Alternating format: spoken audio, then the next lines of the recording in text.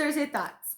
I am actually going to be telling my story for Thursday Thoughts. I felt like maybe, I didn't feel like imposter syndrome, but I felt like, why?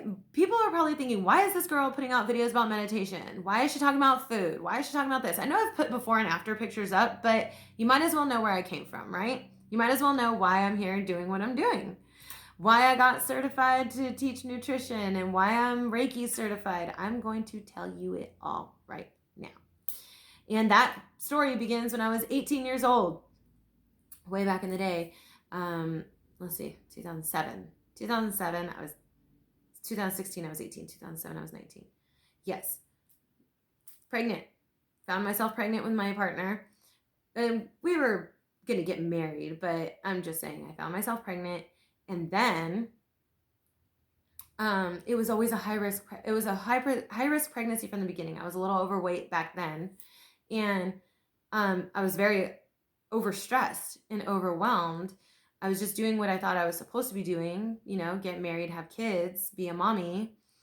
But from the beginning, it was just high stress, high risk. And then at 24 weeks, I'm in preterm labor. And they're pretty sure that the baby's not going to make it. I might not make it. They just didn't know. And I'm 18. I don't know what's going on. I'm 18 or 19 at the time. I don't know what's going on. I don't know why this is happening. I was overwhelmed. And I just had a bunch of voices in my head. The doctor's telling me that my son's not going to live. And it was just all negative. And I was in labor for a week that they couldn't stop. We couldn't figure out. So then we decided to do an emergency C-section.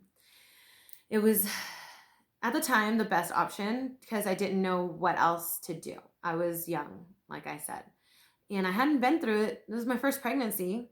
So we did the emergency C-section. Exactly 12 hours after he was born, he passed away. And he was too young. His lungs collapsed.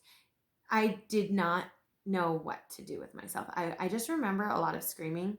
And a lot of it is me, but I don't remember it like that. So I don't know how to explain it. But it was terrifying. It was eye-opening, but it was terrifying.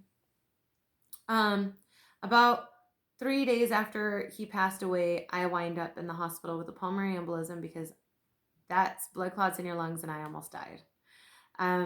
In the hospital for about a week on a heparin drip, trying to get rid of the blood clots. I'm in and out of ultrasounds and CAT scans and all of it to make sure that I'm going to survive, because most people don't survive pulmonary embolisms.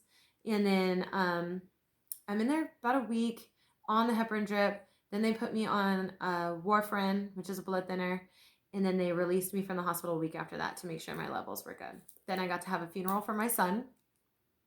Planned that while I was living in the hospital with blood clots. And then I was on warfarin and blood thinners for about 2 years. Yeah. And then I got married, 21 years old.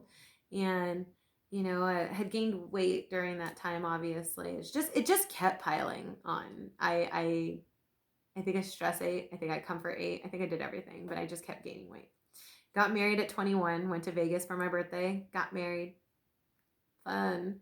Found myself pregnant a few months after that. I think I got married in April. I was pregnant probably by the end of the summer, maybe, yeah, fall, with another high-risk pregnancy because my first one was high risk. Well, everything kind of seemed normal. We thought that the first one could have been a fluke until 24 weeks hits again. And I'm going into preterm labor. Come to find out, this is something called an incompetent cervix. I know this might be TMI, but that means can't hold the baby after it starts weighing a lot. So they put me on bed rest, and they told me that I was going to live in the hospital until the baby was born, which could be any hour, any day, any week, any time. And each day I was checked, the baby was checked, and I was told, okay, you made it another day. Let's see if we can make it another day. And okay, you made it another week. Let's see if we could do it another week. And then Yeah, so that kept going. That's how I learned what anxiety was. I did not really know that I had anxiety until I lived in the hospital, and I feel like it was induced anxiety. But yeah, I was constantly in fear for what was going to be told to me next. And the only way I survived that, and the only way my daughter survived that, and this is my utmost belief, is by the power of prayer and meditation.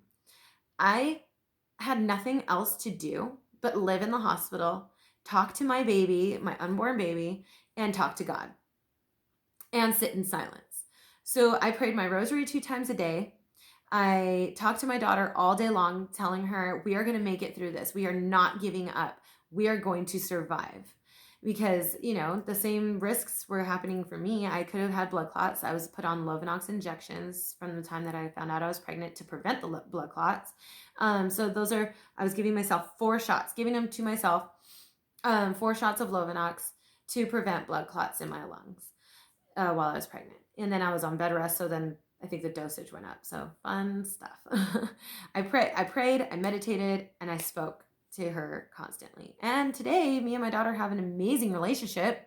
We're like best friends. We're so close. And I think it's because of that. And I wouldn't change that for the life of me. But thank God she was born healthy. I survived. I am not on blood thinners anymore. It's been 9 years since I had a baby. Um, it's just, that was one of the most stressful times of my life. And then then right after she was born, I found a doctor. I needed to lose weight. I was over 300 pounds. My niece was going to be born soon. I found a doctor that was a nutritionist, and he actually became one of my best friends because I saw him for like 10 years, well, 8 years. But he helped me lose weight. Like the things that he taught me are things that I learned in school. And now I totally understand where he was coming from. So he helped me lose the weight.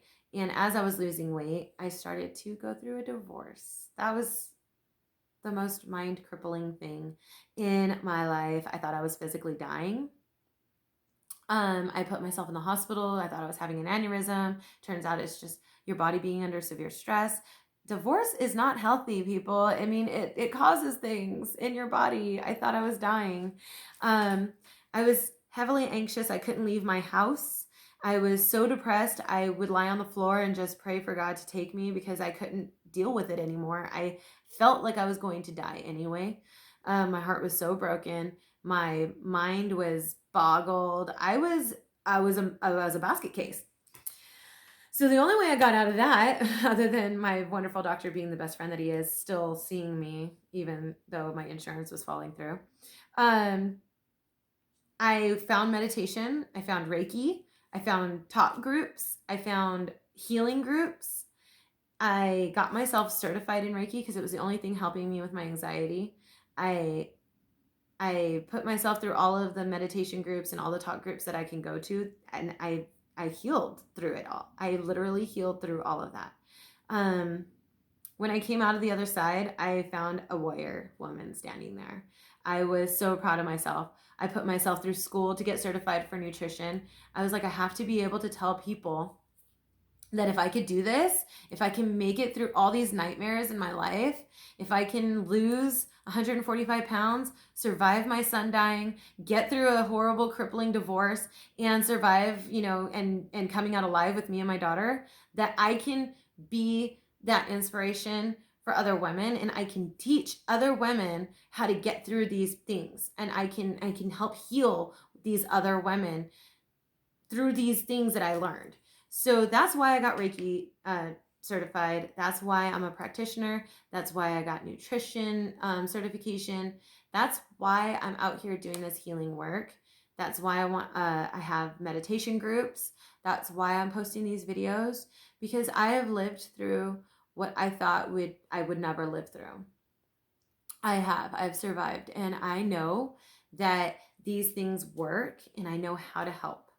And if all it is inspiration for you, then I am doing what I was put on this earth to do.